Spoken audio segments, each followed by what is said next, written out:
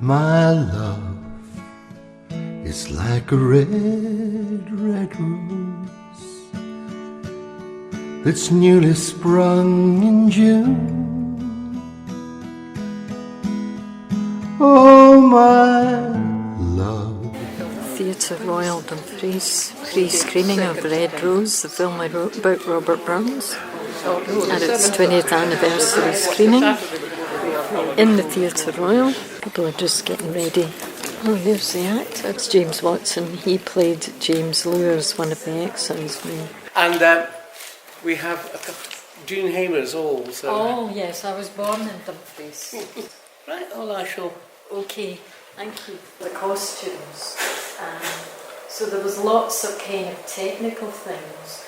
But if you were to ask me, and I'm sure you've got lots of questions, could this film be made now in the way Britain is at the moment? I can honestly say as a producer, probably not. It was made at a time when there was an incentive for producers that made it easier to fund films. That now no longer exists, and it was at the time of the Blair government that was set up. And now the system for producers is very, very complex. But also I wanted to thank Mairi, who I had met I think 18 months ago. I do other things. I'm an artist as well as a filmmaker and a writer. I had given you a copy of Red Rose, and it must have stayed with you because here we are, your vision of what you wanted to do happened. And also Mark Alexander, who's the director of the theatre here, who, when we both went to meet with him and we explained what we wanted to do, and he said yes. So therefore, that is how this very special event on the anniversary of Robert Burns' death, which is always the 21st of July, 20 years anniversary of the film, Red Rose, and also in the very place in 1792 that the incident that really made his life quite complicated thereafter happened is a very unusual event.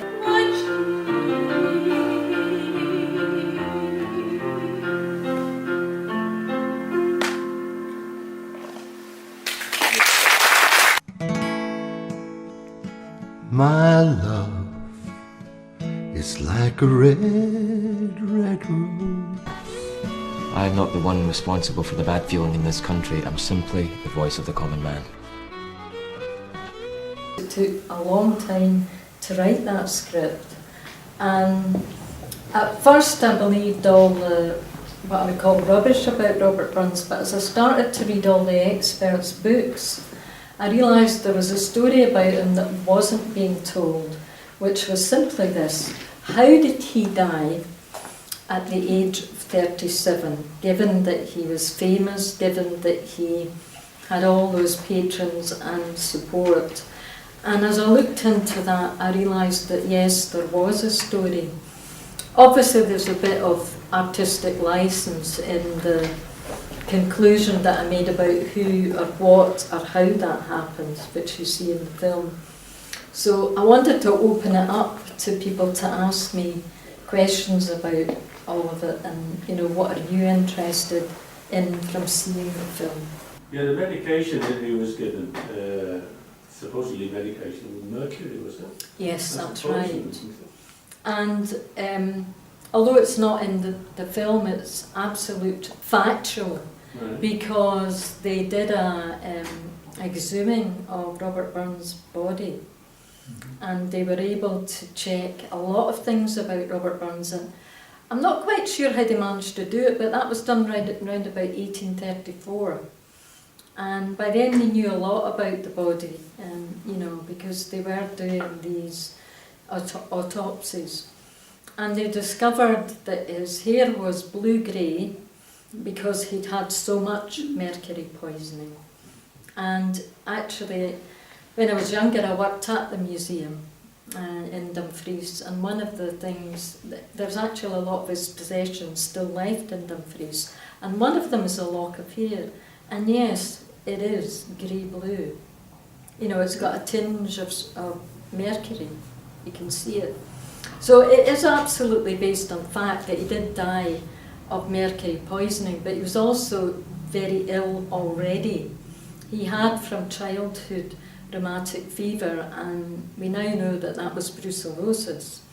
And untreated, that causes a heart attack eventually. So he died of both things. What I never was able to understand, and a lot of researchers say that in the books, why was it that Maxwell decided to also send him to the Brow Well? Because it was somebody who had brucellosis, which is like, you know, tuberculosis in the way that it appears. That should never have been done, so it would have been that final thing that killed him. After Braveheart and the making of Rob Roy as a producer, I felt it was important to try something. It's a low budget, you can see some of the flaws. We didn't manage to get all the props, like the cannon. That was the biggest, you know, I cringe, you know, looking at it, I go, oh no. But I think the actors put so much heart into it, you know, where they really took the script seriously and improved it. And I still cringe a little bit at some of the dialogue. But I think the story of Robert Burns and what happened to him really comes through. People who've seen it, you know, are quite shocked, and I've seen audiences cry, you know, when they realise the impact that their national poet, that was how he ended. Yeah. Any other questions? Can I just ask, it was really just, when I was reading the credits, the lady that sang Red, Red Rose, Yes, Ira Sinclair. that's correct. Is that Ira Sinclair of many years ago that I remember seeing? Yes. Yes, that's And the Ira. Generation Game. Yeah. Yes. Well, I remember she was singing a concert in Cyprus when I was very young, and she was on a stage backing onto the Mediterranean, and she was just singing by herself, obviously a sort of folk singer of the time. Yes, and she's a lovely lady to work with. Obviously everybody who gets involved with a script, whether they're the music or the acting, they read the script, and she read the script and she just said whatever happens she would like to do Red Rose for it. Oh, my love is like the red, red rose that's newly sprung in June. There is footage of her, and I've always thought, you know, I should have got that footage out and done something with it at Drumlanrig Castle, because that scene that you see was only a portion of Red, Red Rose. There is a balustrade, a great big area of grass, and on the side at the back of Drumlanrig. And because she was famous at doing those particular shots for songs of praise, where she would literally walk, you know, to the audience. I mean, she was used to doing that.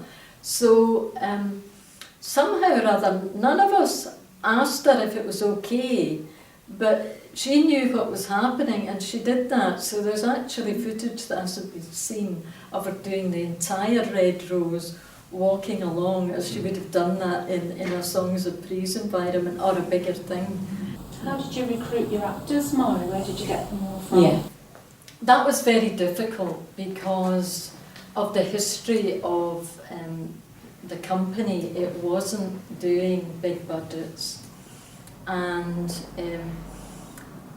for Robbie's films, he's known very much as a prolific, in France they call it auteur, which is somebody that writes, directs and produces. We don't really have that tradition in Britain, but that's really what he is.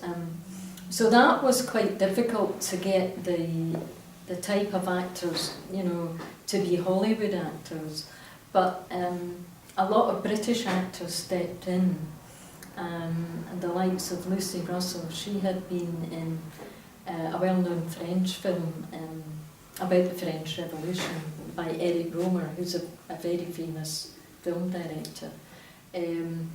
Rebecca Palmer had quite a lot of credits to her name. So all the main actors are what you would call proper actors.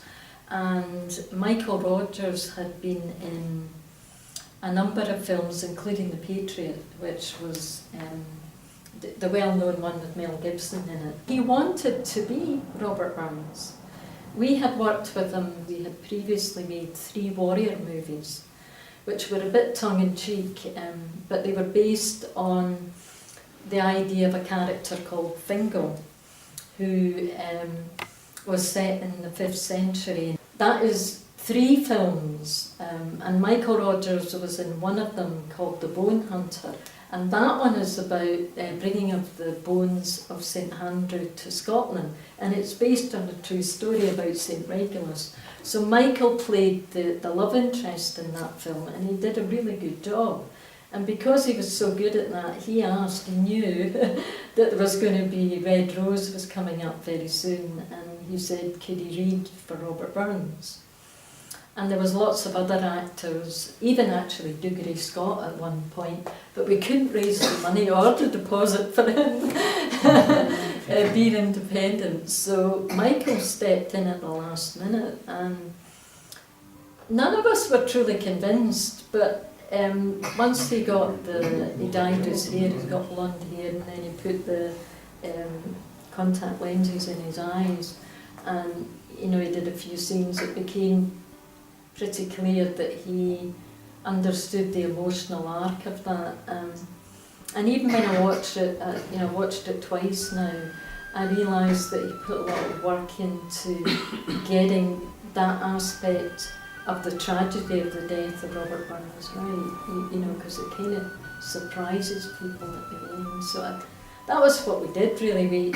We worked with actors that we'd worked with before, and then played with a lot of British agents to give us other ones. And in actual fact, the sister of Kate Winslet. So there was lots of people who stepped in who just wanted to be in the film in the end, which is a great measure of their interest in an authentic film that they knew was going to be set in Dumfries and Galloway in Ayrshire. But regardless, they decided to participate. It's quite amazing that there was no rain in any of the scenes. Well, it's funny you should say that, because it was shot in a hot summer in 2003 actually. Yeah. And we were very lucky because normally with it being low budgets we wouldn't have shot in the summertime. Why would that be? Because always accommodation costs a lot more to put all the crew and cast up, but for some reason it had to be then, and the lights of the shots in the middle of it, again when Isla was in it, were at Threave Castle. You can't always tell which locations they're actually in, but most of the locations were places that Robert Burns had been associated with. And one of the reasons for that was that the National Trust for Scotland just said, yes, we're going to help you out. And behind the scenes, the person at that time who was the chair, who owns Drumlanrig, so he actually put forward Drumlanrig for no money, because otherwise, normally a castle like that would be £1,000 a day. And somehow or other, when it was edited, it was almost as if that was the shot that had to start the film, was the big castle drumline rig, and that's what we did. We put that in at the beginning to sort of give people the impression it was a higher budget than it actually was. I think he had said to people, support the film because it's, you know, it's going to do a lot for tourism and the understanding of Robert Burns in the area. And in actual fact for Sanquhar, I would have to say that the key locations were all along the A76. Although we didn't use any of the buildings in Sanquhar, the countryside is not that far away. And those locations, you have Drumlanrig, you have Friars Carse, which was the Friars Carse Hotel. The events that happened in the Hermitage were documented by a lot of historians, you know, about what happened. So a lot of the dialogue between Robert Burns and Maria Riddell is known because she wrote about it, and others, you know, included it in their biographies of Robert Burns. And in actual fact, it's because of her that, yes, the manuscripts of Robert Burns were preserved, and it was through Maria Riddell that a lot of them survived, you know, so that we've got a record of more poetry than we would have known about if it hadn't been for her. Thank you. Thank you. My name is William Walk and I'm a Sanquhar resident, stay in Sanquhar. And you've just watched the film Red Rose. Yes. And what did you think of all that? I thought it was very good. I thought the story was excellent and it brought a lot of things into it that happened, it really happened. And I thought it was very good. One thing you talked about not using Sanquhar. It's a pity you hadn't used Sanquhar Post Office because he's supposed to have posted a phone kiss in Sanquhar Post Office. Because of course this is meant to be the oldest post office in the world. It's the oldest post office in the world, yes, and it's still going to present day. Interesting that. Wonder how Sanquhar got that thing of being the first post office. It's quite something, isn't it? But are you a Robbie Burns aficionado? Oh yes, I have been for a long time. I used to do a lot of Burns suppers, recitations, readings and other things. But I've kind of stopped it now. Well, what I was going to tell you is that Robert Burns stayed a lot in Sanquhar. When he travelled from Ellisland through to Mauchline, Sanquhar would be the halfway point, and he stayed in the local Whigham's Inn, and he knew a lot of people in Sanquhar would come in, when they knew he was coming, they would come and meet him and converse with him there.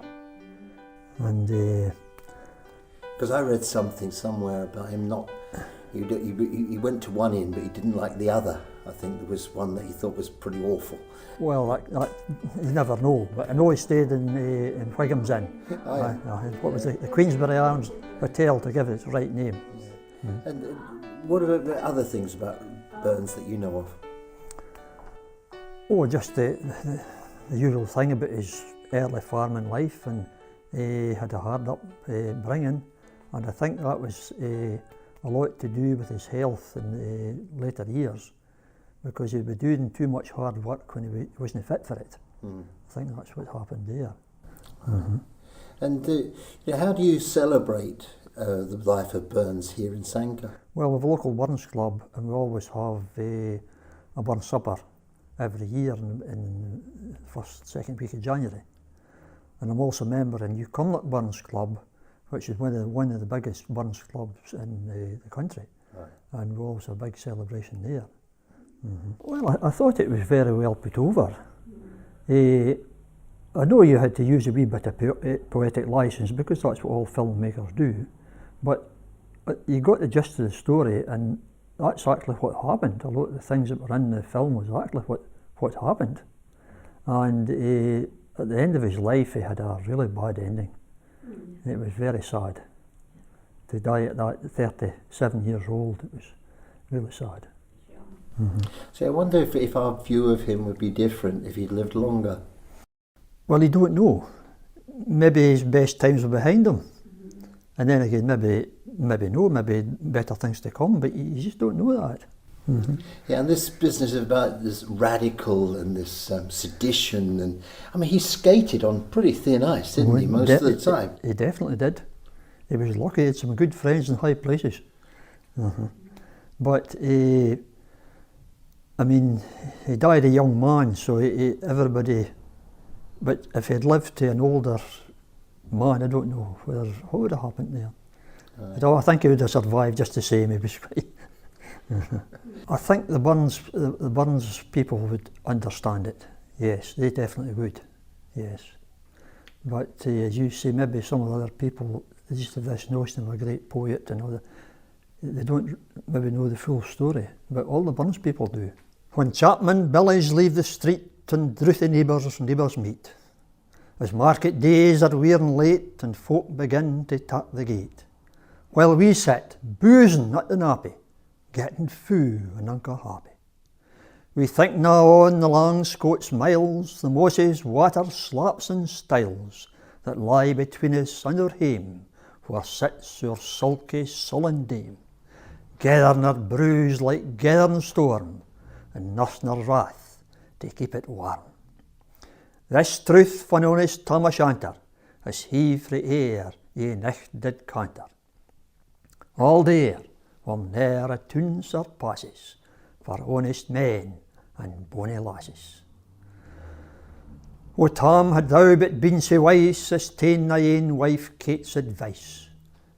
She telt thee weel thou was a skellum, a bletherin', blusterin', drunken blellum, that frae November till October, ye market day thou werna sober. A tilcom elder with a miller, thou sat as long as thou had siller. And every nag that caught a shoe on, the smith and thee got roaring fou on. And at the Lord's house, evening Sunday, thou sat with Captain Jean till Monday. She prophesied that late or soon thou would be found deep drowned in Doon, or catched by warlocks in the mirk by Alloway's old haunted kirk. Ah, gentle dames, it gars me greet to think how mony counsel sweet, how mony lengthened sage advices the husband frae the wife despises.